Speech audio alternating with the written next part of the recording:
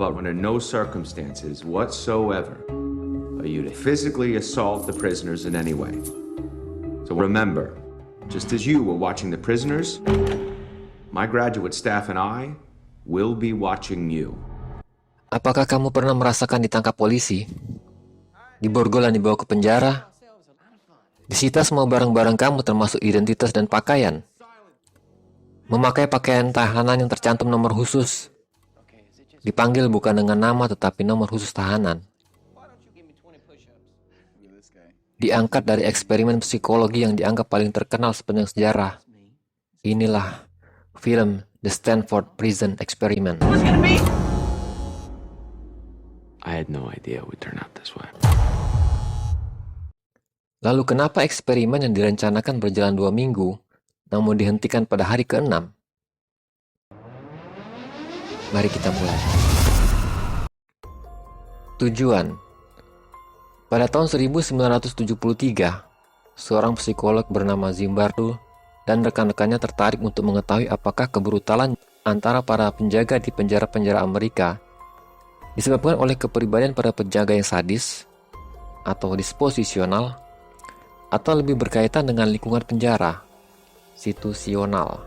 Zimbardo berasumsi, situasilah yang membuat orang bertindak seperti yang mereka lakukan, daripada disposisi atau kepribadian mereka. Kronologi, pertama, mereka memasang iklan di surat kabar mencari sukarelawan untuk berpartisipasi dalam eksperimen tersebut dengan bayaran $15 USA per hari. Terdapat 75 pelamar yang mendaftar, sehingga dilakukan seleksi untuk mengeliminasi kandidat dengan masalah psikologis, cacat medis atau riwayat kejahatan, dan penyalahgunaan narkoba. Hasil akhirnya adalah 24 pria yang dinilai paling stabil secara fisik dan mental, paling dewasa dan paling sedikit terlibat dalam perilaku antisosial. Setelah mendapatkan sukarelawan, maka mereka merenovasi ruang bawah tanah Fakultas Psikologi Universitas Stanford menjadi penjara dengan konsultan seorang mantan narapidana. Penangkapan dilakukan pada hari Minggu pagi bulan Agustus tanggal 15 tahun 1971 di Palo Alto, California.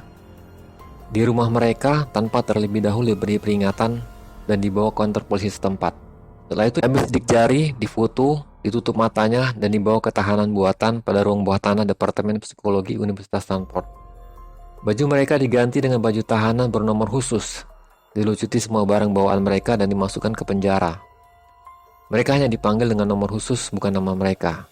Sedangkan yang berperan sebagai penjaga penjara memakai pakaian seragam, dilengkapi dengan peluit dan tongkat yang dipinjam dari polisi, serta memakai kacamata hitam khusus agar tidak ada kontak mata langsung dengan tahanan.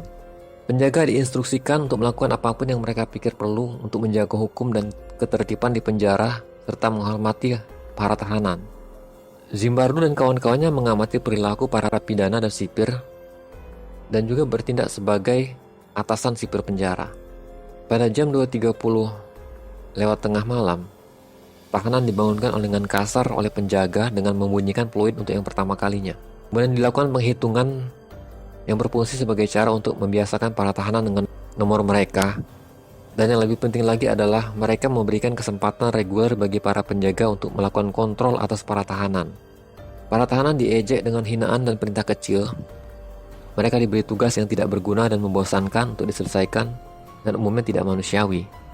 Push up adalah bentuk umum dari hukuman fisik yang dikenakan oleh para penjaga.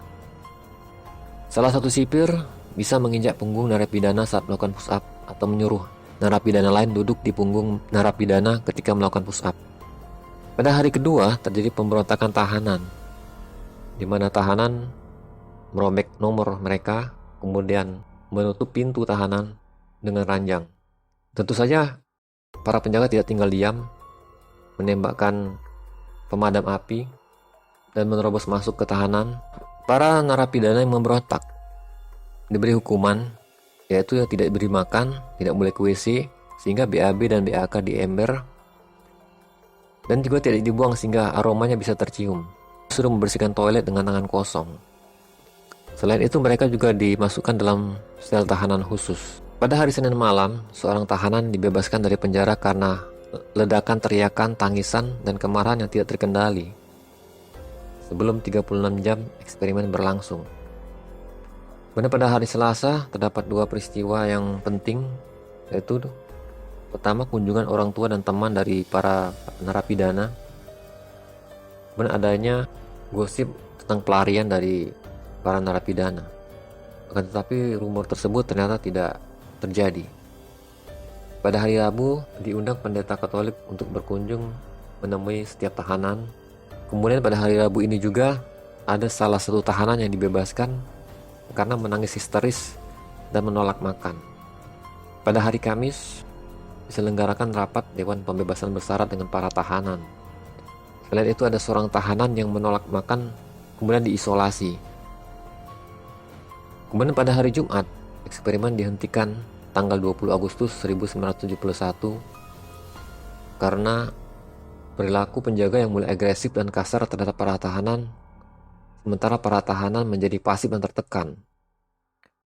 Pada hari Jumat itu juga dilakukan pertemuan antara para penjaga, para tahanan, begitu juga dengan para tahanan yang sudah pulang, dan para peneliti.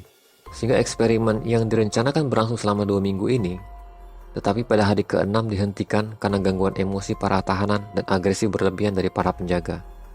Kesimpulan dari eksperimen ini, menurut Zimbardo dan rekan-rekannya, eksperimen penjara Stanford ini mengungkapkan bagaimana orang dengan mudah menyesuaikan diri dengan peran sosial yang diharapkan untuk mereka mainkan, terutama jika peranan tersebut begitu kuatnya, seperti peran penjaga penjara.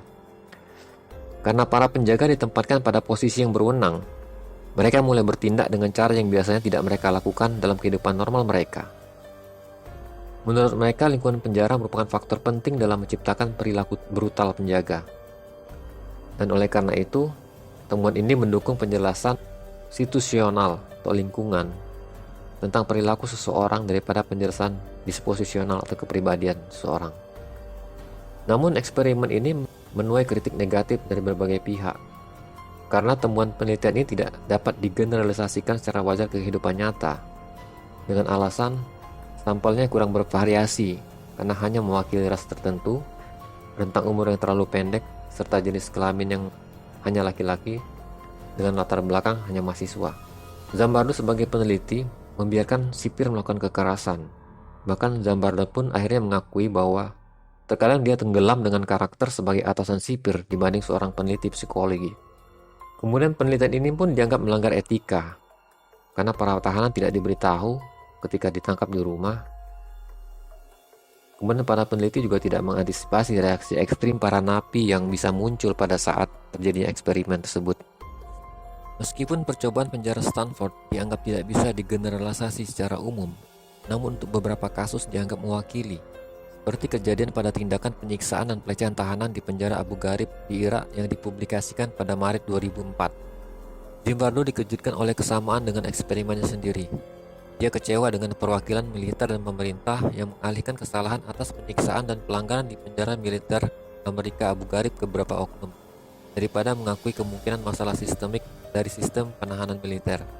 Akhirnya Zimbardo terlibat dengan tim pembela yang terdiri dari pengacara yang mewakili salah satu penjaga penjara Abu Ghraib.